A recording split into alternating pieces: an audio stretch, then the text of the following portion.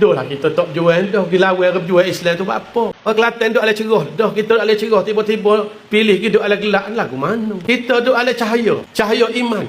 Cahaya Islam. Cahaya hidayah. Negeri-negeri lain ni tupai kepahaman orang Kelantan. Tupai semangat orang Kelantan. Tergantung benar. Tupai semangat Kelantan. Assalamualaikum warahmatullahi ta'ala wabarakatuh.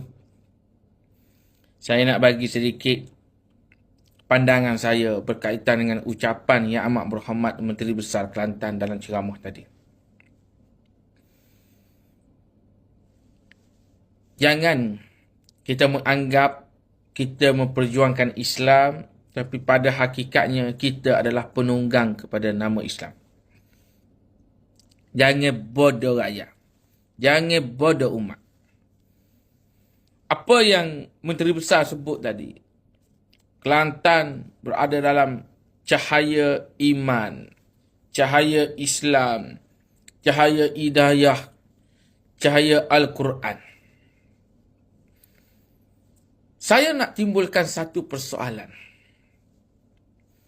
Adakah dengan kita berada di dalam cahaya iman menyebabkan anak-anak muda kita diraikan sebagai mak rempit seperti mana adun mula? Adakah kita berada dalam cahaya Islam, maka kita boleh maki orang, kita boleh fitnah orang? Adakah kita berada di dalam cahaya Islam ataupun cahaya hidayah, selepas apa jua kebaikan yang dilakukan oleh kerajaan persekutuan tidak didendangkan untuk pengetahuan rakyat? Apakah benar kita ini berada di bawah cahaya Islam kerana permasalahan, kemudahan, fasiliti rakyat berterusan? Adakah cahaya Islam memundurkan? Adakah cahaya iman menyusahkan? Adakah cahaya hidayah itu menutup segala ruang?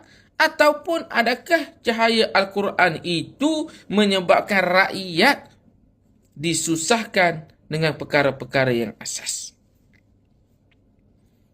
Ya, PAS boleh berbangga. Kedah menang kerana tumpang PAS. Tumpang Kelantan. Terengganu menang kerana tumpang Kelantan. Perlis menang kerana tumpang Kelantan. Dan selepas kemenangan itu, rakyat Kelantan terpaksa menumpang negeri Selangor. Rakyat Kelantan terpaksa menumpang negeri Sembilan. Rakyat Kelantan terpaksa menumpang Pulau Pinang. Rakyat Kelantan terpaksa menumpang Johor, Melaka dan Pahang, Perak. Dan anak-anak Kelantan terpaksa menumpang berantakan mencari peluang dan kehidupan di negeri orang. Jika benar kita membawa cahaya Islam, kita membawa cahaya iman, kita membawa cahaya hidayah, kita membawa cahaya Al-Quran, sepatutnya negeri Kelantan ini yang ditumpang oleh negeri-negeri lain. Kerana kita ini sinonimnya disebut sebagai Serami Mekah. Patutnya negeri-negeri lain rasa senang hati untuk bekerja di Kelantan. Bukan rakyat Kelantan yang berpindah bekerja di negeri orang. Adakah kita betul-betul memperjuangkan Islam ataupun kita hanya menunggang nama Islam untuk bodoh rakyat, untuk bodoh umat? Takkanlah Islam tidak ajar cara nak selesai masalah hari. Takkanlah Islam tidak ada cara untuk menyelesaikan kemudahan-kemudahan asas di Kelantan. Takkanlah Islam ini ajar rakyat untuk susah.